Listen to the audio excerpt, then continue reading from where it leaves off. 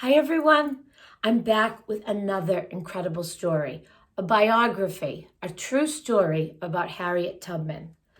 This biography is called Young Harriet Tubman, Freedom Fighter. The author is Anne Benjamin and the illustrations are by Ellen Beyer.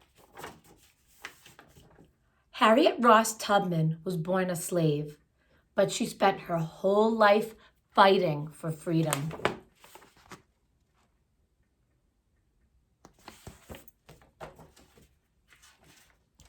There are no slaves in America now, but when Harriet was born around 1820, slaves worked on big southern farms called plantations. They worked in the hot sun from dawn to dusk. It was hard, terrible work. Dawn to dusk means when the sun first comes up till when the sun goes down. In the summer, that's a long day. Harriet and her family belonged to a farmer named Edward Brodess. They lived in a one-room shack on his land. It had no windows or furniture. Harriet and her family slept on rags on the dirt floor. They didn't have any beds, and it was a dirt floor. That couldn't be very comfortable. Harriet was only 3 when she started working. Even though she was just a little girl, she had to carry messages many miles for Mr. Brodess. She was also hired out to work for other families. Sometimes they were very cruel to her.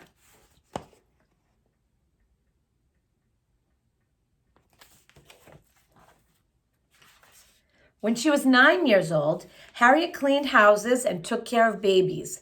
It was hard work for a little girl. But Harriet did not complain. She did not want Mr. Brodess to sell her to another master. 2 of her sisters had been sold already, so she didn't get to see them.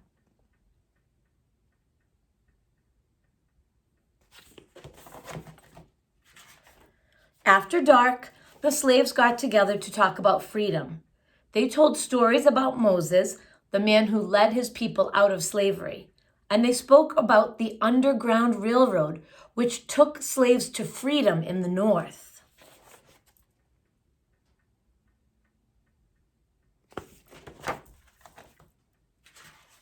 The Underground Railroad was not really a train. It was a group of people, both blacks and whites, who felt slavery was wrong. Some people hid slaves in their homes. Others led slaves from one station or house to the next. So they were helping each other.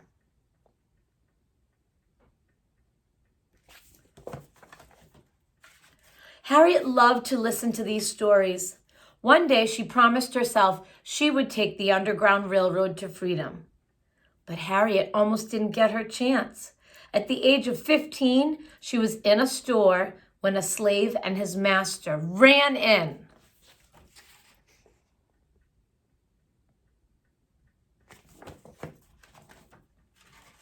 The master told his slave to get back to work. The slave refused. His master was so angry. He threw a heavy iron weight at him, but the weight hit Harriet in the head instead. Oh no, look, Harriet's very hurt.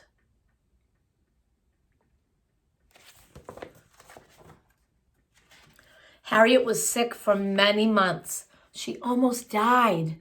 She had a terrible scar on her forehead for the rest of her life. In time, Harriet went back to work, but now she wanted her freedom more than ever.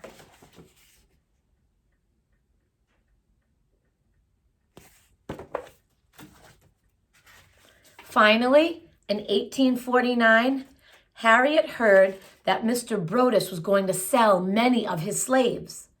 She knew the time had come to run away. During the day, Harriet hid in people's houses. She knew Mr. Brodess was looking for her. She must have been so frightened and very brave to do this. At night, she walked for miles through the woods to get to the next station on the Underground Railroad.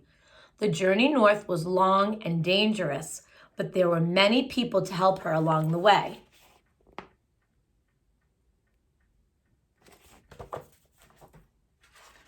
At last, Harriet reached Pennsylvania. There was no slavery there. Harriet was free. Harriet could not forget that her family was still in slavery. She went back and brought them to freedom too. But there were many more people who needed her help. Wow, so even though Harriet was free, that wasn't good enough. She needed to go back and help others. Harriet helped over 300 slaves escape on the Underground Railroad. The slaves called her Moses. They loved this brave woman very much. The slave owners hated her. They offered a $40,000 reward for Harriet's capture. That was a lot of money then. But Harriet was never caught.